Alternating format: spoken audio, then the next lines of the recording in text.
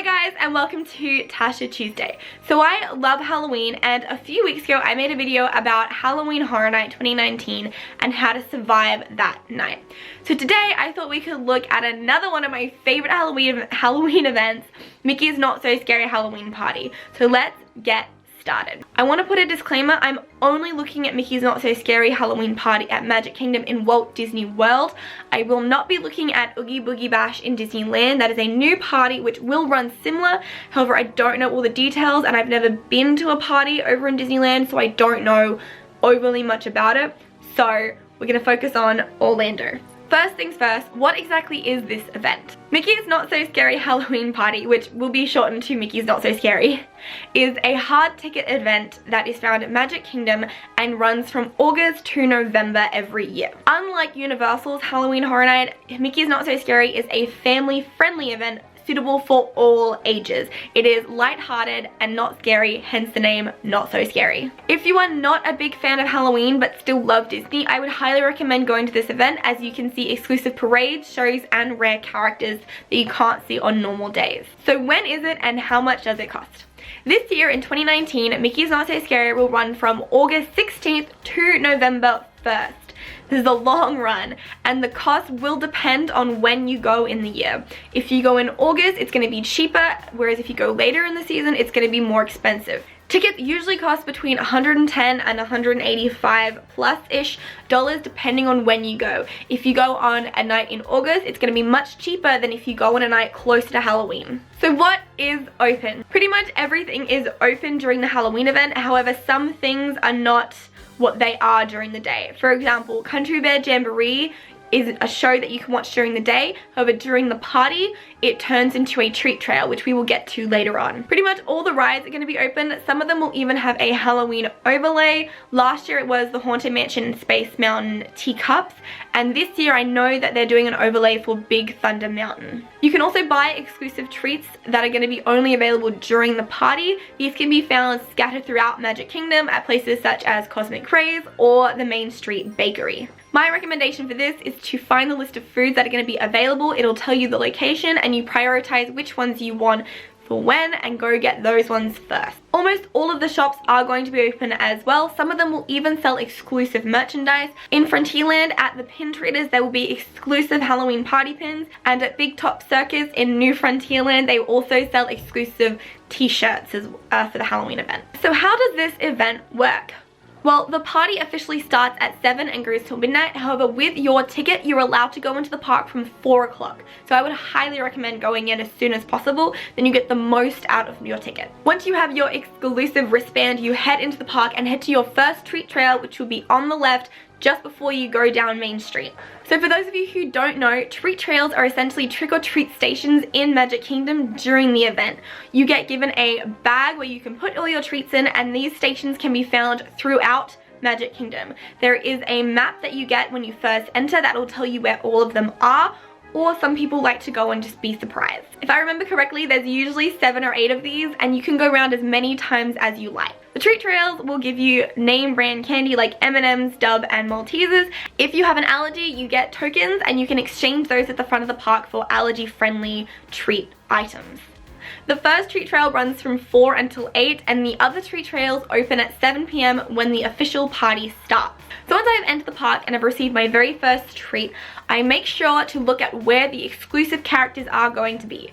Some of these exclusive characters last year were Jack and Sally, Lotso, and Jafar. You can meet these throughout the party, however some of them do meet beforehand. Jack and Sally are very popular and usually meet at Main Street Theatre and can start meeting anywhere from 4:30 onwards. So my recommendation is, if you want to meet a character, get in line, especially if you know they're going to be popular.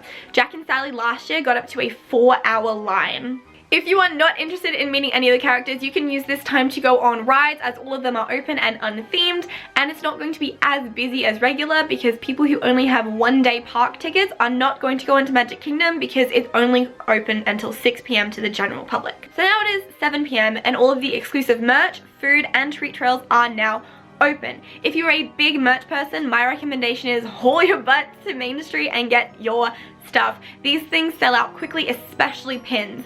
Pin collectors be crazy, trust me. My dad is one of them and he is crazy. Like, he's like, no, let's get pins now. If you are looking for a shirt or anything, those usually don't sell out as fast and you can get them towards the end of the night. However, if you are looking at something that is limited numbers, I would get that as soon as possible. So as the night progresses, you can pretty much do the rides, the treat trails, go look at the exclusive snacks that you want and enjoy them all. During the night, there is also going to be parades, shows, and fireworks spectacular. The Boo to You parade, which is the Halloween party parade, runs twice a night, usually at 8:30 and then again at 11 o'clock. If you don't have small kids, my recommendation is to see the second viewing, as a lot of people with smaller kids will watch the first viewing, then the fireworks, and then go home, as it'll be around 10:30 at the time. However, if you want a good view of the castle for the fireworks spectacular, I would recommend seeing the first one, getting a good spot on Main Street where you can see the parade viewing, the show, and the castle, and stay for essentially 2 to 2.5 hours in that one spot watching these 3 things. You don't feel like you're wasting time either, because a lot of the big draw factors of the Halloween party is this exclusive parade and show and fireworks. So when you have a good viewing, you've kind of made your money up by having a good spot. There is also an exclusive stage show. This runs periodically throughout the night. I believe it goes 6 or 7 times during the night and is in between fireworks and parades as a almost filler. It runs for about 20 minutes. Last year it was the Sanderson sisters. I believe this year it is going to be the same. However, correct me if I'm wrong. I know they are making changes to the party this year. The final part of this Main Street Castle showing is the fireworks. Last year's fireworks were Happy Hallowishes. However, I am so happy to announce that this year is a brand new fireworks show. We don't know the name of it yet, but it's going to be similar to Happily Ever After, where it's going to have actual projections onto the castle. There was a Villains After Dark event that happened a few months ago. I will leave a link in the description below to go watch the Tim Tracker who went. My prediction is it's going to be something similar to that firework and stage show with the projections surrounding the villains. So now it's going to be either 10:30 or 11:30, depending on which viewing of the parade you sat through. This last 30 minutes to an hour is pretty much spent however you want. If you prefer doing the themed rides, go do that. If you want to make sure you get as many treats as you can, go do those. Last year I found that the best treat trails were either Country Bear Jamboree, as it was very fast to get through, or PhilharMagic, as there was one at the entrance door and one at the exit door.